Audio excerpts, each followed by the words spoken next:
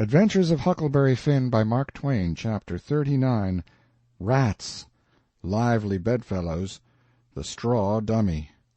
In the morning we went up to the village and bought a wire rat trap and fetched it down and unstopped the best rat hole, and in about an hour we had 15 of the bulliest kinds of ones, and then we took it and put it in a safe place under Aunt Sally's bed.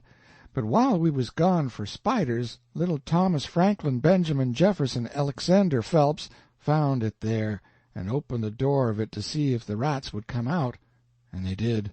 And Aunt Sally, she come in, and when we got back she was a-standing on top of the bed raising Cain, and the rats was doing what they could to keep off the dull times for her. So she took and dusted us both with the hickory, and we was as much as 2 hours catching another 15 or 16, drat that meddlesome cub, and they weren't the likeliest nother, because the first haul was the pick of the flock. I never see a likelier lot of rats than what that first haul was. We got a splendid stock of sorted spiders and bugs and frogs and caterpillars and one thing or another, and we liked to got a hornet's nest, but we didn't. The family was at home. We didn't give it right up, but stayed with them as long as we could, because we allowed we'd tire them out, or they'd got to tire us out, and they done it.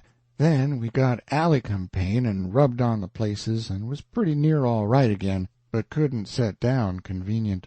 And so we went for the snakes, and grabbed a couple of dozen garters and house snakes and put them in a bag, and put it in our room, and by that time it was supper time, and a rattling good honest day's work. And hungry?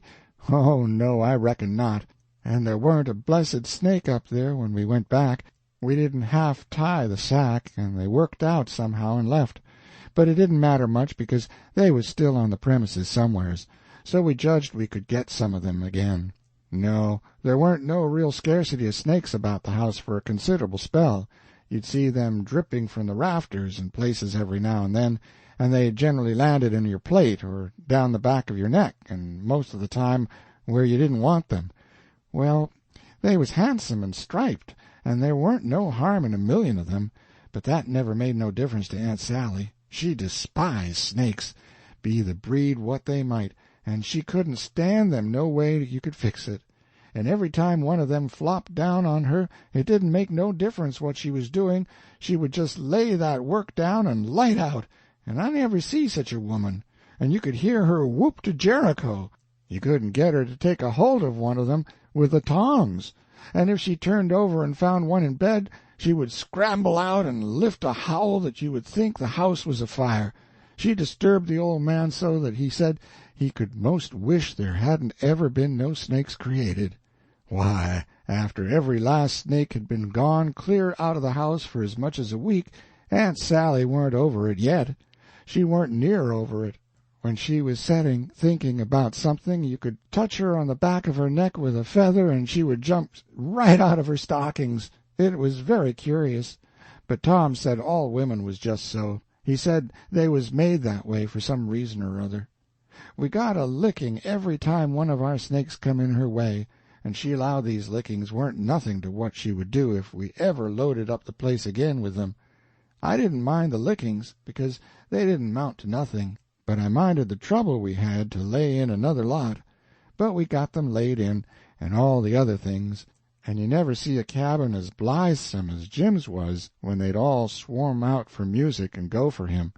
Jim didn't like the spiders, and the spiders didn't like Jim, and so they'd lay for him and make it mighty warm for him.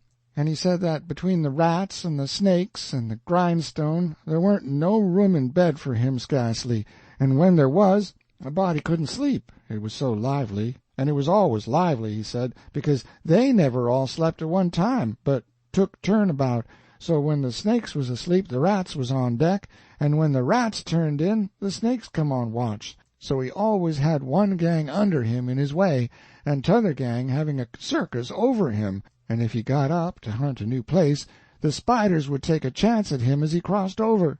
He said if he ever got out this time he wouldn't ever be a prisoner again, not for a salary. Well, by the end of 3 weeks everything was in pretty good shape. The shirt was sent in early in a pie, and every time a rat bit Jim He would get up and write a little in his journal whilst the ink was fresh. The pens was made, the inscriptions and so on was all carved on the grindstone. The bed leg was sawed in two, and we had et up the sawdust, and it give us a most amazing stomach-ache. We reckoned we was all going to die, but didn't. It was the most undigestible sawdust I ever see, and Tom said the same. But, as I was saying, we'd got all the work done now, at last, and we was all pretty much fagged out, too, but mainly Jim. The old man had wrote a couple of times to the plantation below Orleans to come and get their runaway nigger, but hadn't got no answer, because there warn't no such plantation. So he allowed he would advertise Jim in the St. Louis and New Orleans papers, and when he mentioned the St. Louis ones, it give me the cold shivers, and I see we hadn't no time to lose. So Tom said, now for the anonymous letters. "What's them?" I says. "Warnings to the people that something is up. Sometimes it's done one way, sometimes another, but there's always somebody spying around that gives notice to the governor of the castle. When Louis XVI was going to light out of the Tuileries, a servant girl done it. It's a very good way, and so is the anonymous letters. We'll use them both. And it's usual for the prisoner's mother to change clothes with him, and she stays in and he slides out in her clothes. We'll do that, too." "But looky here, Tom, what do we want to warn anybody for that something's up? Let them find it out for themselves. It's their lookout." "Yes, I know, but you can't depend on them. It's the way they've acted from the very start, left us to do everything. They're so confiding and mullet-headed they don't take notice of nothing at all.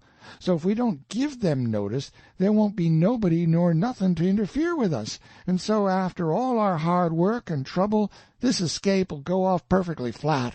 Won't amount to nothing. Won't be nothing to it." "Well, as for me, Tom, that's the way I'd like it."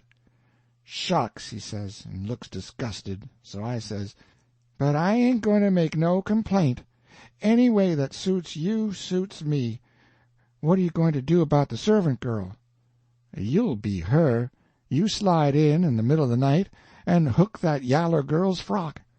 "Why, Tom, that'll make trouble next morning, because, of course, she probably ain't got any but that one." "I know, but you don't want it but 15 minutes to carry the anonymous letter and shove it under the front door." "All right, then, I'll do it, but I could carry it just as handy in my own togs." "You wouldn't look like a servant girl then, would you?" "No, but there won't be nobody to see what I look like anyway." "That ain't got nothing to do with it. The thing for us to do is just to do our duty, and not worry about whether anybody sees us do it or not. Hain't you got no principle at all?" "All right, I ain't saying nothing. I'm the servant girl. Who's Jim's mother?" "I'm his mother. I'll hook a gown from Aunt Sally." "Well, then, you'll have to stay in the cabin when me and Jim leaves." "Not much.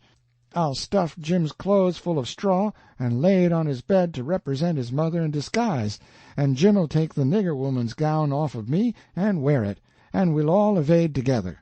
When a prisoner's style escapes it's called an evasion. It's always called so when a king escapes, for instance, and the same with a king's son. It don't make no difference whether he's a natural one or an unnatural one." So Tom he wrote the anonymous letter, and I smooched the yaller wench's frock that night and put it on and shoved it under the front door the way Tom told me to. It said, "Beware. Trouble is brewing. Keep a sharp lookout. Unknown friend." Next night we stuck a picture, which Tom drawed in blood, of a skull and crossbones on the front door, and next night another one of a coffin on the back door. I never see a family in such a sweat. They couldn't have been worse scared if the place had been full of ghosts laying for them behind everything and under the beds and shivering through the air. If a door banged, Aunt Sally she jumped and said ouch. If anything fell, she jumped and said ouch. If you happened to touch her when she weren't noticing, she done the same. She couldn't face no way and be satisfied, because she allowed there was something behind her every time, so she was always a-whirling around sudden and saying ouch, and before she'd got 2/3 round she'd whirl back again and say it again, and she was afraid to go to bed. But she dasn't set up. So the thing was working very well, Tom said. He said he never see a thing work more satisfactory. He said it showed it was done right. So he said, now for the grand bulge.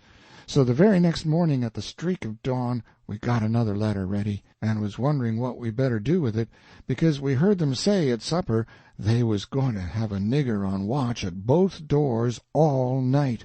Tom he went down the lightning rod to spy round, and the nigger at the back door was asleep, and he stuck it in the back of his neck and come back. This letter said, "Don't betray me. I wish to be your friend.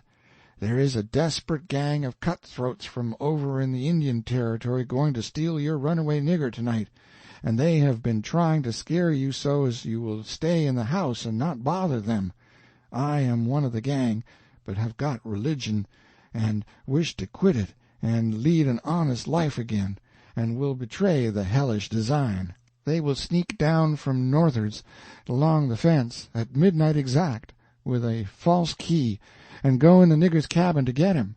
I am to be off a piece and blow a tin horn if I see any danger, but stead of that I will baa like a sheep soon as they get in, and not blow at all.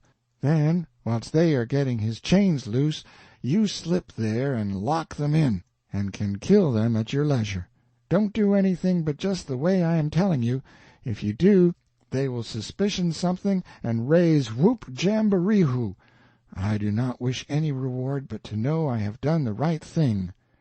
Unknown Friend. End of chapter 39.